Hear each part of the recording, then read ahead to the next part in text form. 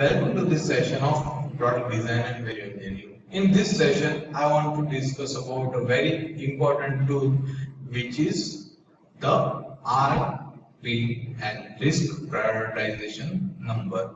What is risk prioritization number and why it is very important? Let us discuss that.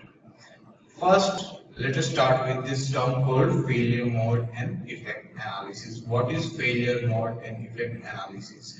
This failure mode and effect analysis is basically suppose if a product fails, then how many ways the product has chances to fail, and what effect the product will have if it fails for that particular reason. The analysis of different types of failures and effect of those different types of failures is known as failure mode and effect analysis. Why it is important for us from product design point of view? Because when you are designing a product, you should be aware that your product will not always work as you have intended. Also, sometimes product gets overloaded or some unexpected failure occurs. Now, when those failures occur, you should make sure that your product is safe. You should make sure that it should not harm anyone, or the defects that can cause the failures can be identified very easily. And to do such analysis of which part of product should be focused or which defect should be focused first is done by this failure mode and effect analysis. Now, the first step of failure mode and effect analysis is risk identification. Then we do risk prioritizing, and then we do risk analysis. This is what failure mode and effect analysis will do step by step. How to identify the risk? So for that, we analyze all the types of failure that is possible, and we give some index to those failures. This index will be based on severity. If your product is having, if your product's failure will have high severity, then it will be a bad thing. For example, if you are driving a car and the brake fails, then the failing of brake will have high consequences. So it is a high severity, and we can give a severity number of 8, 9 or 10 to the brake failure. But if you are driving a car and your car tire gets punctured, then it is not very severe thing. Cars tires get punctures very oftenly. So, and it will not involve any major risk. If the car tire gets punctured, you can simply pull up the car and stop the car, and you can change the tire. So for car tire failure or car tire puncture, the severity will be 2 or 3. Now, occurrence. How often this failure occurs?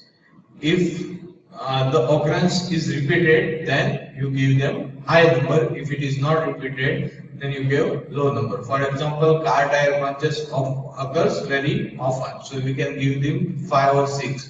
But brake failure is very rare, so we can give them number 2 or 3. And then, how easily we will be able to detect it? If your car tire is punctured, you can detect it very easily. So you give them a number of 10. High is good here, so you give them number of 10 because you can detect it very easily. If it is not able to be detected very easily, then you give a number of a low number. For example, 1 or 5 or 3. For brake failure, it is very difficult to detect it, so we can give them a low number. And then we calculate RPN, that is risk preference number. And risk preference number is nothing else but multiplication of all these 3 numbers that we have assigned. So this is how we do the risk prioritization. For example, take this example where we have taken a example of a button that we used and we have given some failure modes. How we can get failure of button stitching in a code. So if you select the wrong color button, then that is a failure. If the size of button is different, then that is failure.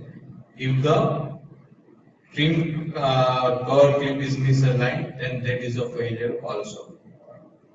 And then you can give severity of this failure, probability, and then probability of detection, and then you multiply all them, and you get a risk prioritization number or risk preference number.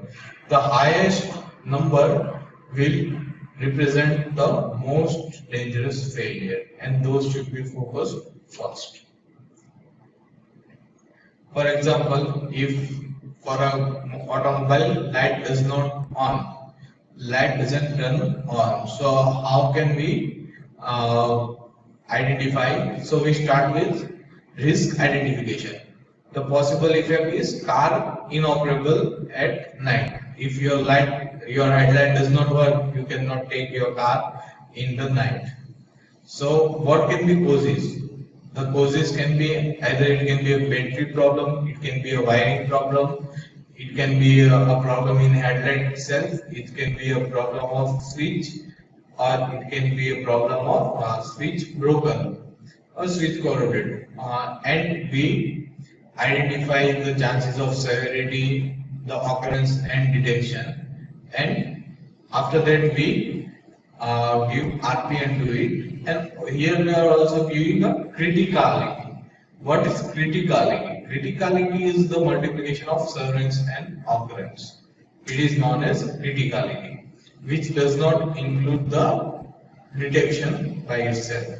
Why we are focusing on this criticality? Because multiplication of severance and occurrence will give you how lethal that failure can be if it occurs.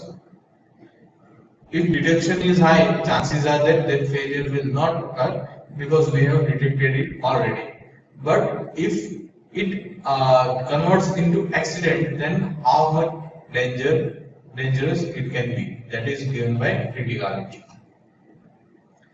And the advanced failure mode and effect analysis use this kind of tools, which ask questions instead of just giving numbers, which will help you understand more fundamental things about the problems. For example, here I have an example of how the things work in advanced failure mode and detection analysis. Here, instead of just giving numbers, we are also giving some statements that helps us understand problems in more details.